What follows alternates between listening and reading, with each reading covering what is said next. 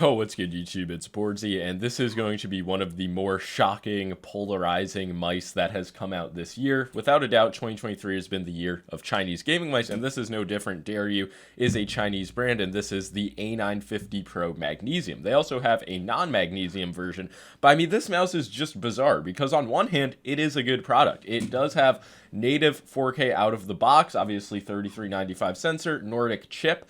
The coating is solid, the quality is solid, there's no problems with the shape, the weight, like the actual tech of the mouse, but at the same time, I just don't know if it's a worthwhile mouse to go after. And this is going to be more of a first impressions video, since I have not had a ton of time to test this mouse. I do leave for Japan tomorrow, but I just still did want to get something out on this mouse because it is just such a bizarre product. So really, first things first, this is going to come in at 54 grams, which for a magnesium mouse, you know, that's not the lightest mouse ever made. Obviously, a Viper Mini Signature Edition is going to be a little bit smaller than the A950 Pro, and it is going to come in around 5 grams lighter. And compared to something like the Ultralight X from Final Mouse, which is coming out soon, which is rumored to be in the low 30 grams, this is obviously pretty heavy in comparison, at least for a magnesium mouse. They also do have the plastic non-magnesium version of this listed at $80, and I don't have that mouse, but unless that mouse is just built like shit, I don't really feel like it's worth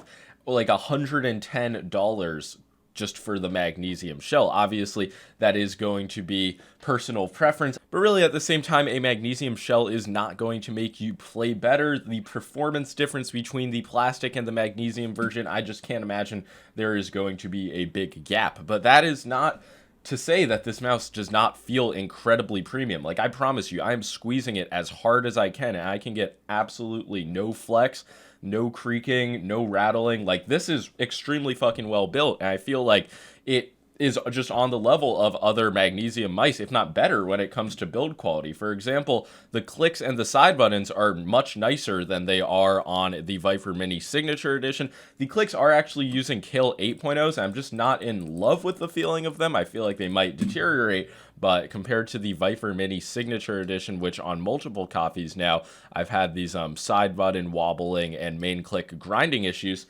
I mean, and this is $100 more than the Dareu A950 Pro. I'm not making a case for it, but I'm just saying, like, the build quality, that's definitely one thing that you cannot take away from this mouse. And I mean, mice with exotic materials have definitely gotten a reputation for being harder to work with, like harder to perfect, but you can just see the base is absolutely flush with the top shell of the mouse. And really, I've tried to nitpick this thing for quality issues, and there just aren't really any there. But yeah, now I just want to quickly talk about the coating, because you might see it like glistening, or it has these little like speckles on it, and I don't know what these are. They aren't like coming off. It's not like it's dust or anything. They just seem to assist with the grip on this mouse.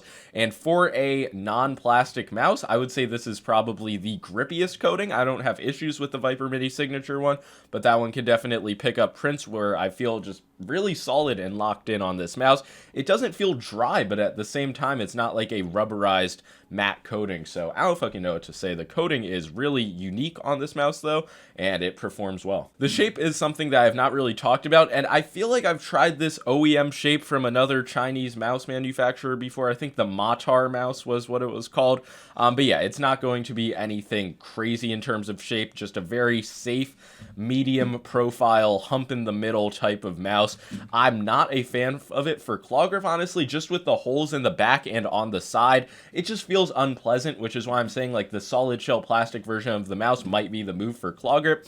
But definitely for more like relaxed style fingertip, because it is a pretty wide mouse. I just can't get a pure fingertip to feel that comfortable on it. But when I do like relaxed fingertip, even getting close into palm grip, just due to the size of this mouse, that's really what I feel most comfortable on. It's not a G Pro Superlight clone. I understand that there are similarities in the design, but like it's not a one-to-one clone. And just look at how low and weird this mouse looks towards the back with the holes in it. I'm telling you, you can actually feel that if you like push your palm up against the back of the mouse. So kind of awkward shape, but it is just very safe. And I feel like many people, many hand sizes are just going to be able to pull something off on this mouse. And honestly, to my surprise, performance with this mouse just felt really good. I figured there would be some catch, and it's not motion latency. Like, the sensor itself feels spot on with the 4K hertz polling. I didn't really have any issues. When I first plug in the mouse, though, it behaves weird for maybe 5 seconds, but then it figures itself out, and it's flawless and buttery. But I could see some potential compatibility issues. Also, the software is only in Chinese, and at this point, with all these mice I've been testing, I feel like I fucking speak mouse software Chinese, but that is going to be an issue for some people. You have to use like Google Image Translate, which is never fun. Hopefully they make some English software for this mouse. But yeah, as is often the case out of the box, the debounce time was set to 8 milliseconds, so when you turn that down to 1, with the Kill 8.0s, there is going to be some risks of double clicking and slam clicking, but it will also make the click latency feel a lot nicer. I did not have anything like noticeably off when spam editing or in Fortnite or just playing clicking scenarios. I think I'm a bit sharper and like better at static with mice like the GPX2 and the Viper Mini Signature, but I feel like that just comes down to the mouse itself and not the actual tech.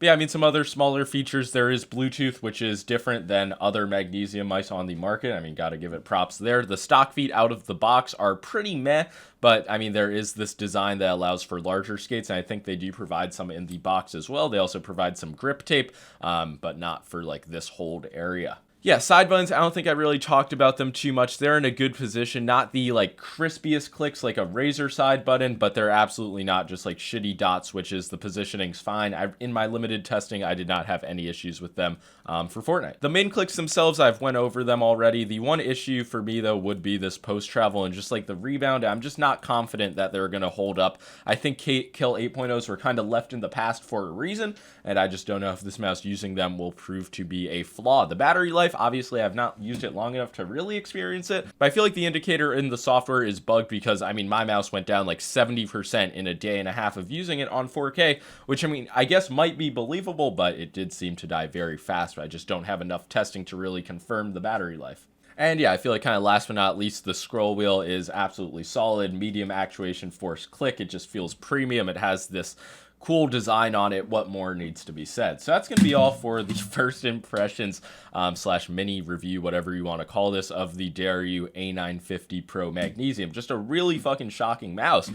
Just a Magnesium mouse that came out of nowhere. So yeah, I will obviously leave it linked down below if you guys are interested. I did get this sent out to me by Mechkeys, but not Dareu, so I have no affiliation with the brand or really any reason to shill this mouse. I'm just giving you guys my honest thoughts on using it for a few days. And yeah, I'm definitely not saying to go out, buy, sell everything you have, get the Dareu A950 Pro Magnesium, but as far as I can tell, it is a solid mouse, like in the upper echelon. I'm obviously not going to give it the seal of approval, and maybe once I'm back from Japan, I'll keep testing it, make some more content, all of that jazz. But yeah, I just wanted to give a review of this. Make sure to leave a like and subscribe if you enjoyed, and that's going to be all for the A950 Pro Magnesium. Wow, what a slam click to end off the video. Peace.